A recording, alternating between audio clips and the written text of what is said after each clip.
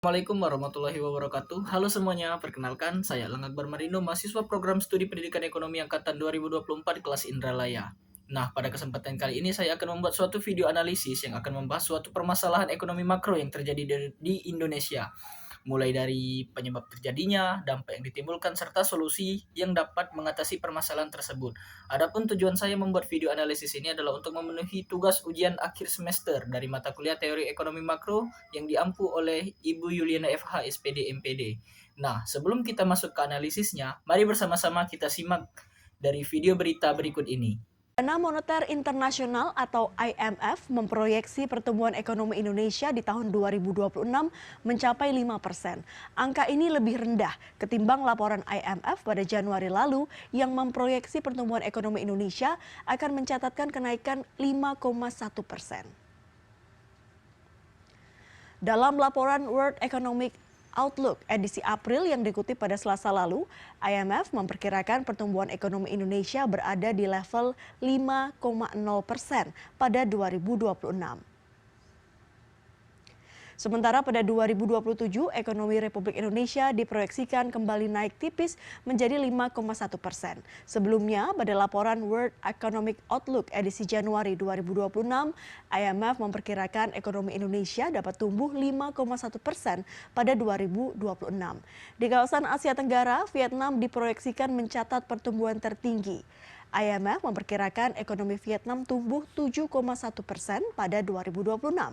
Setelah itu disusul Indonesia dan Malaysia yang diproyeksikan tumbuh 4,7%.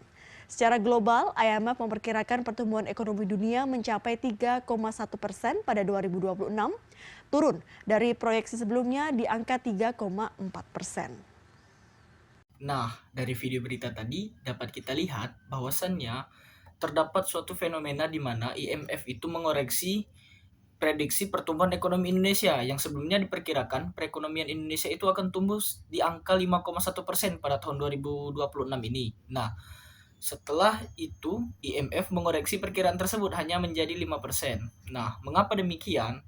Hal tersebut terjadi itu disebabkan oleh adanya konflik di kawasan Timur Tengah yang saat ini tengah terjadi. Nah, konflik ini tadi itu akan berdampak pada terganggunya jalur supply atau supply shock, terutama terkait dengan minyak bumi. Nah, yang mana ketegangan ini tadi itu akan memicu kekhawatiran global terhadap harga minyak bumi dan gas. Nah, selain pada harga, dunia juga sedang khawatir akan ketersediaan dari pasokan minyak bumi dan gas ini tadi. Nah, yang perlu kita ketahui bahwasanya Indonesia itu juga termasuk negara yang sering mengimpor minyak. Jika harga global minyak itu naik seperti yang telah terjadi sekarang ini, maka tentu saja beban yang harus ditanggung oleh pemerintah untuk mengimpor minyak itu akan semakin besar. Dari kacamata ekonomi makro, rentetan peristiwa yang terjadi saat ini itu merupakan salah satu contoh dari fenomena guncangan sisi penawaran yang menjalar menjadi berbagai masalah kompleks bagi otoritas moneter suatu negara. Nah, lonjakan harga minyak ini tadi kan itu meningkatkan biaya produksi dalam negeri juga seperti pabrik, terus industri dan transportasi itu semua biaya produksi yang dikeluarkan oleh mereka meningkat.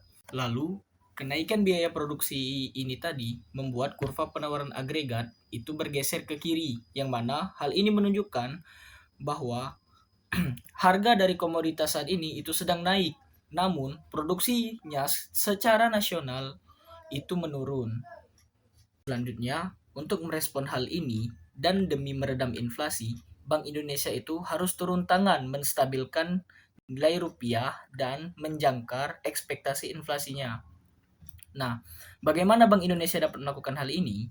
Bank Indonesia itu dapat melakukan hal ini dengan mengadakan pengetatan moneter seperti meningkatkan suku bunga acuan atau yang lebih kita kenal dengan BI rate dan juga penetapan persentase giro wajib minimum. Teoritis, peningkatan giro wajib minimum dan suku bunga acuan ini dapat meredam inflasi melalui mekanisme pelipat gandaan uang. Nah, secara sederhana, hal ini dapat dirumuskan menjadi M sama dengan 1 per GWM. Kebijakan ini itu dapat menyedot likuiditas dari pasar uang, yang mana akhirnya uang yang berada di pasar uang itu jumlahnya akan berkurang. Namun, efek samping yang ditimbulkan dari kebijakan ini ialah itu suku bunga kredit bank menjadi mahal, sehingga para pelaku UMKM nantinya itu akan kesulitan meminjam uang pada bank sebagai modal mereka. Yaitu dampak yang akan terjadi pada perekonomian Indonesia. Nah, ketika pengetatan likuiditas dan lonjakan harga yang tinggi itu terjadi secara bersamaan, perekonomian suatu negara itu seolah menerima pukulan yang telak. Yang mana hal ini nantinya itu akan dengan cepat menjalar ke berbagai sektor vital lainnya. Nah, guncangan yang pertama itu langsung mengetuk pintu konsumsi rumah tangga masyarakat secara luas. Akibat kenaikan harga yang tinggi tadi, khususnya pada barang kebutuhan pokok dan energi, hal itu dapat menyebabkan pendapatan real yang diterima oleh masyarakat itu secara diam-diam berkurang, yang mana akibatnya dengan uang yang sama kita tidak dapat membeli barang yang sama lagi pada masa depan. Misalnya pada tahun belakang itu kita bisa membeli 10 barang jenis A hanya dengan uang 50.000. Namun pada saat ini akibat terjadi inflasi dan lonjakan harga, belum tentu kita bisa membeli barang jenis A tadi sebanyak 10 dengan uang 50.000. Akibatnya masyarakat itu harus mengurangi jumlah belanja mereka. Nah, situasi ini merupakan alarm bahaya bagi perekonomian Indonesia, di mana seperti yang kita ketahui, bahwasannya konsumsi dari rumah tangga masyarakat itu menyumbang sekitar 50% dari total keseluruhan PDB atau produk domestik bruto negara kita. Nah, selanjutnya yaitu efek kelesuan ini itu tak butuh waktu lama untuk menjalar ke berbagai sektor real.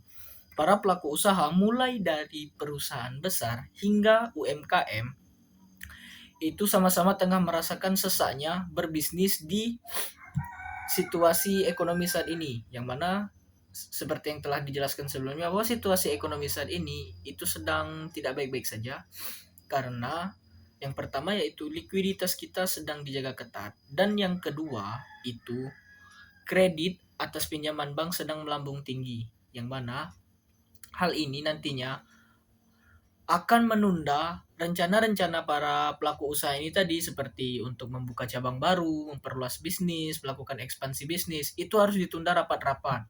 Nah, selanjutnya, pihak yang paling merasakan dampak dari rentetan peristiwa ini tadi, itu adalah pasar tenaga kerja.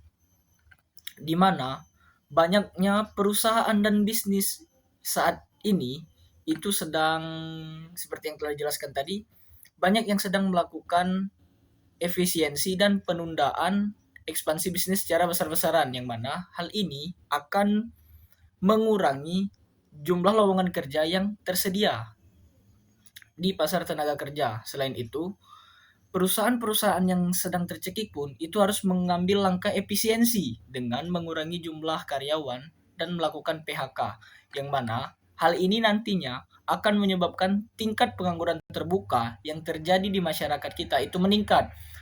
Padahal situasi saat ini daya beli masyarakat itu sedang turun. Bisa kita bayangkan bagaimana kacaunya situasi saat ini, di mana tingkat pengangguran tinggi sedangkan daya beli masyarakat yang ada itu juga menurun.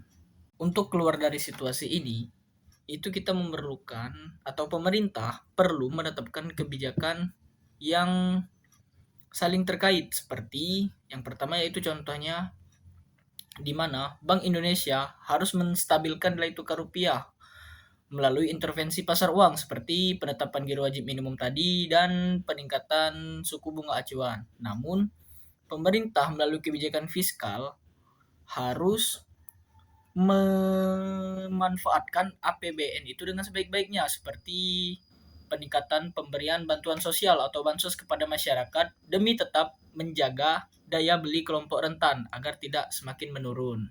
Solusi yang kedua yaitu optimalisasi subsidi tepat sasaran.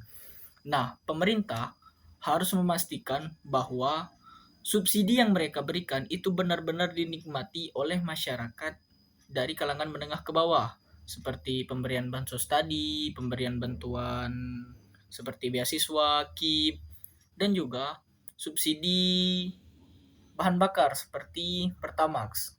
Itu harus dipastikan betul-betul oleh pemerintah bahwa subsidi yang mereka berikan betul-betul sampai kepada masyarakat dari kelas menengah ke bawah. Yang ketiga yaitu inovasi bisnis atau UMKM. Nah, para pelaku usaha ini tadi harus melakukan inovasi secara besar-besaran untuk memastikan bahwa bisnis mereka agar tetap berjalan di tengah situasi krisis saat ini, seperti menggunakan bahan baku substitusi dan juga mengefisiensi penggunaan energi.